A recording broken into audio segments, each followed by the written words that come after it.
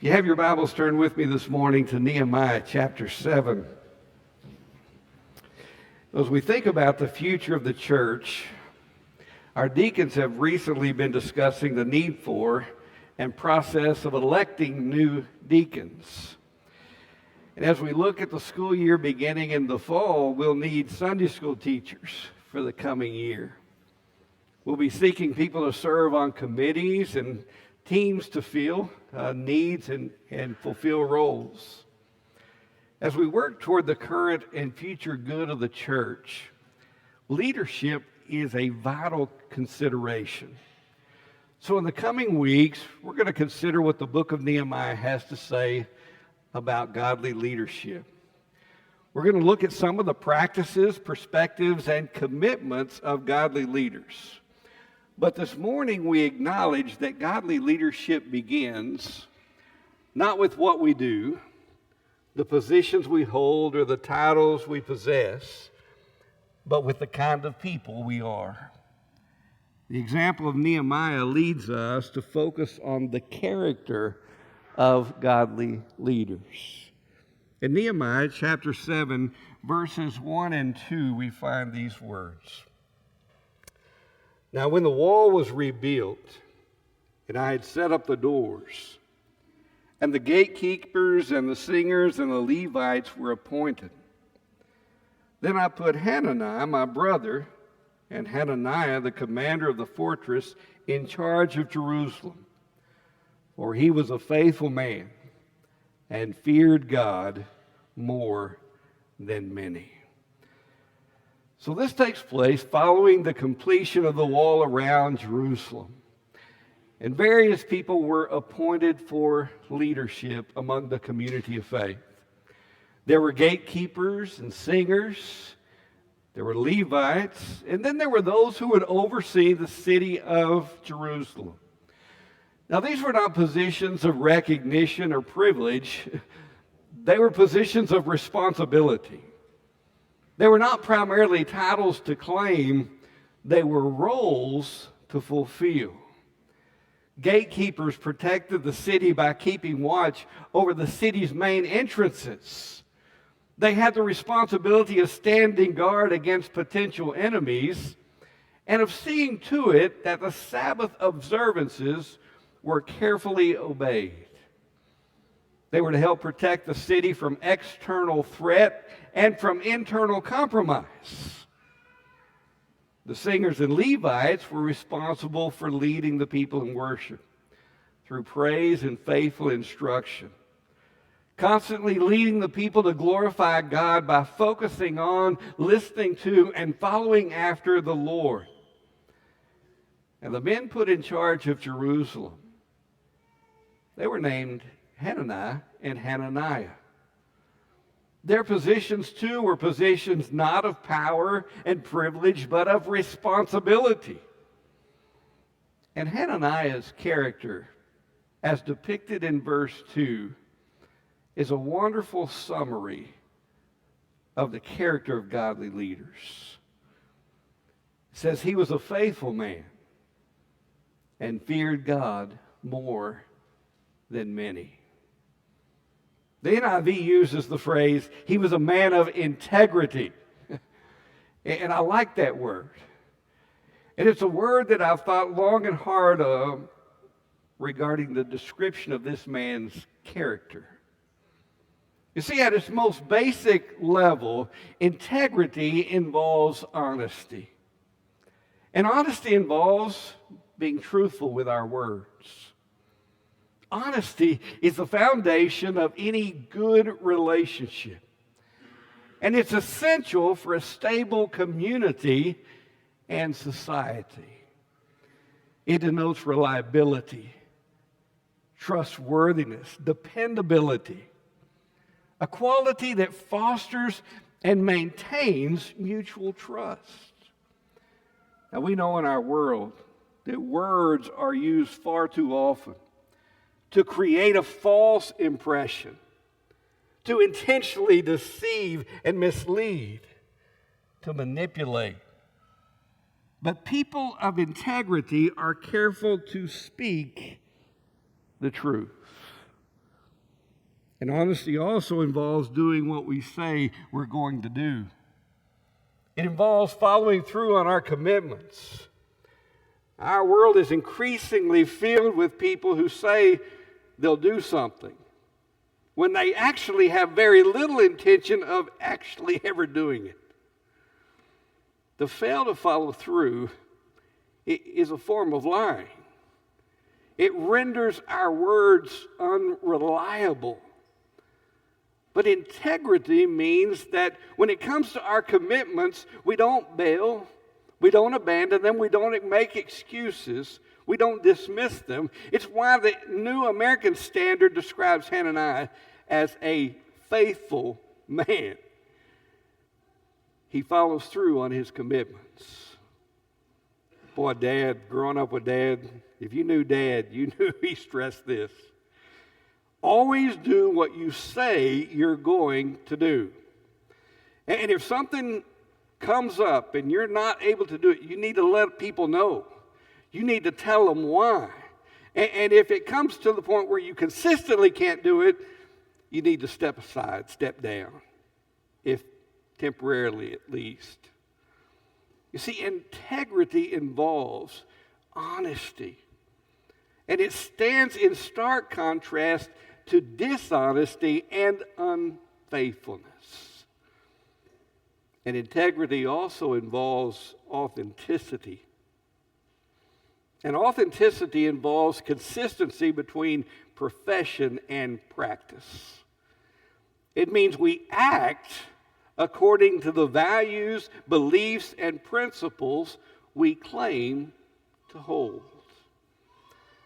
Now, years ago today in the world reported on a man who made free use of Christian vocabulary. He talked about the blessing of the Almighty and the Christian confessions, which would become the pillars of a new government. He assumed the earnestness of a man weighed down by historic responsibility. He handed out pious stories to the press, especially to the church papers. He showed his tattered Bible and declared that he drew strength for his great work from it, as scores of people welcomed him as a man sent from God. Guess who that was? Adolf Hitler. A man who was a master of outward religiosity with no inward reality. You see, integrity is not about how passionately or piously we talk, but about how faithfully we walk. A while back, I glanced at Facebook and quickly found a prime reminder of why I typically stay off social media. A friend posted a sign that read, "God is opening a new door in your life that no one can shut." And less than a minute later, that same individual posted a profanity-laced sign.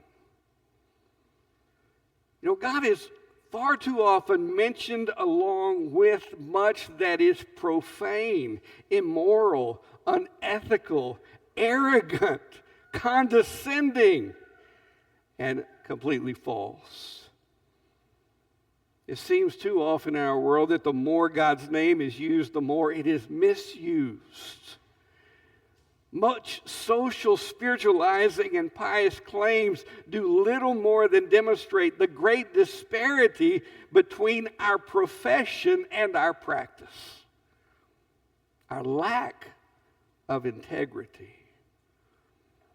But authenticity, it goes even deeper than a consistency between profession and practice. Because authenticity involves consistency between outward appearance and inward reality. Years ago, U.S. News World Report reported on how some manufacturers began selling less product in the same size packages. You may have noticed that in the grocery store.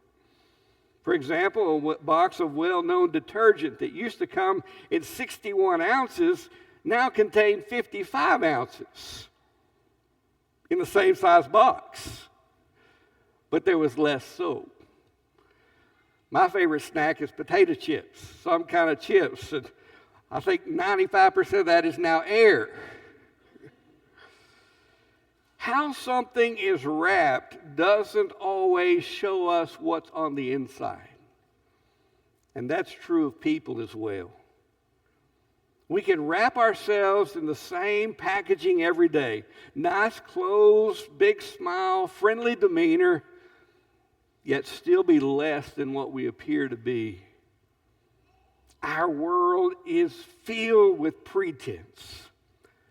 A nice packaging that isn't all it appears to be. But authenticity involves genuineness.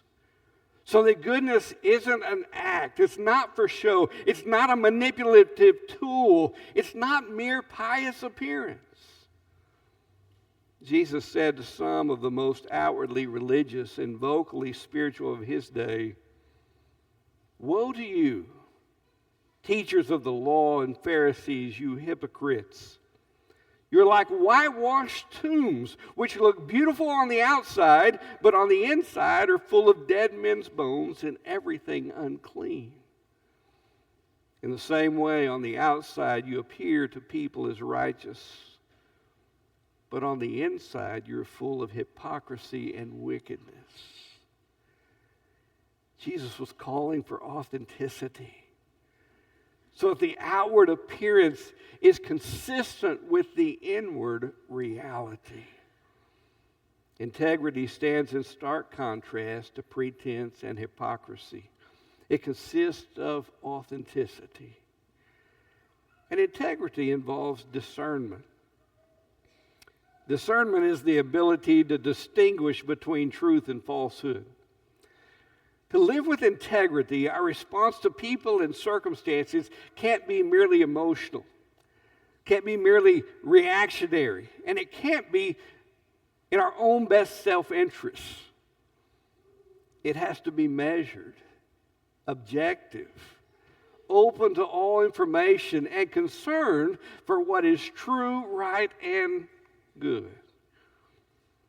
As Proverbs 18:17 reminds us, the first to present his case seems right till another comes forward and questions him. You ever been there? I like watching ID channels. Hear the stories of true crimes, and man, they always tell the first story, and you think, oh man, this is clear, evident, and then they come back and show the other side. And then you're like, well, I don't know. Once you hear both sides. You see, a person of discernment is someone who is not easily stirred up, not someone who's easily manipulated, not someone who's easily used in someone else's agenda. It denotes a person who seeks the truth, is open to the truth, and possesses the wisdom to recognize it. It's been said, a lie gets halfway around the world before the truth has a chance to get its pants on. In a world so full of lies, integrity involves the discernment to distinguish truth from falsehood. And discernment is the ability to distinguish between right and wrong. There's a lot that's wrong in our world. There's moral, ethical, and spiritual confusion. There's compromise all around us, tempting us daily. There are selfish people who want to stir us up, to manipulate us and use us for their own purposes. But to be used of God is to resist becoming the pawns of others. It is to seek, recognize, and pursue what is right. Integrity involves the ability to discern. And integrity involves courage. And courage is the willingness to stand for what is right. You see, it's one thing to know what's right and often another to do it. But integrity means striving to do right, even if it doesn't serve our own personal interests. And even if it at times risks hardship or rejection. Sam Houston once said, "I only have one maxim: to do right and risk the consequences."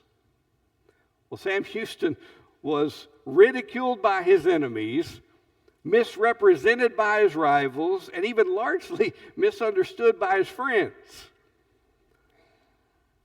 But he knew what he was supposed to do: pursue what was right and stand for it. Well, in Nehemiah chapter 6, in the verses that precede the ones that we just read, it mentions that some of the nobles of Judah had social and economic ties to a man by the name of Tobiah. And on Sunday mornings in Sunday school, you'll run into him here in the next couple of weeks. But in fact, some of the nobles were under oath to him, which means he had their allegiance. But if you are familiar with the story, Tobiah was an outsider of the people of God who sought to discourage and divide God's people. He sought to undermine the rebuilding of the wall around Jerusalem. He was a thorn in the flesh to Nehemiah and a hindrance to the work and unity of the community of faith. But evidently, some of the nobles couldn't see it, or they were blinded by their own self-interests and personal allegiances that they simply ignored it. Their lack of discernment and perhaps also their lack of courage kept them from standing for what is right. And their failure made it impossible for Nehemiah to trust them. They were fickle. They were doing what others manipulated them to do, doing what was in their own best interest rather than what was in the best interest of the community of faith. But in chapter 7, we have this wonderful contrast. Hananiah, a man of integrity. He wasn't motivated by what was expedient, what was easy, or in his own self-interest. He would not be deceived, manipulated, or intimidated. He could be counted on to do and stand for what is right. That's godly leadership. Nehemiah had full confidence in him because he was a man of courage. Courage resists the easy, expedient, and self-seeking path to do what is right. So integrity involves honesty, authenticity, discernment, and courage. But where does integrity come from? Well, the passage suggests that integrity is rooted in our attitude toward God.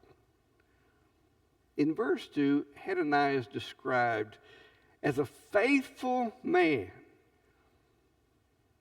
who feared God more than many, or more than most. That fear of God consists of a reverence for God. It leads us to live with the awareness that an omniscient and holy God sees all and knows all, even the innermost parts of our hearts. As a result, reverence for God increasingly banishes deceitfulness, unfaithfulness, pretense, and hypocrisy, because it leads those who possess it to live as if living before God and not before people. And reverence for God leads to loyalty to God. It moves us to be honest with our words, to be faithful in our commitments, to seek what is right in the eyes of God and to pursue it with all of our hearts. In a world of competing and conflicting loyalties, where so many people put relationships, social connections, financial ties, and personal interests first, the godly live in loyalty to the Lord. Integrity leads us to ask, what would God have me do? What would God have me do? That's the foundational, basic question for those who fear the Lord. What would God have me do? You see, Hananiah's decisions would not be influenced by personal gain, social connections, questionable alliances, outside pressure, or any form of nepotism, but by his relationship to the Lord, a relationship marked by reverence and faithfulness. When the Bible depicts godly leaders, it's not primarily focused on particular gifts, abilities, personalities, or even acts of service. It focuses us on character. Those who are marked by integrity and fear of God. Professional competence, vital though it is not enough in and of itself. Service that is efficient and even lavish is less important than service that is done with integrity and reverence for God. In the days of Nehemiah, the community of faith desperately needed people of faithfulness. People who were faithful to God and working for the good of the community of faith. Today, the church still does need those same leaders. We can be sure that Hananiah wasn't perfect, as none of us are.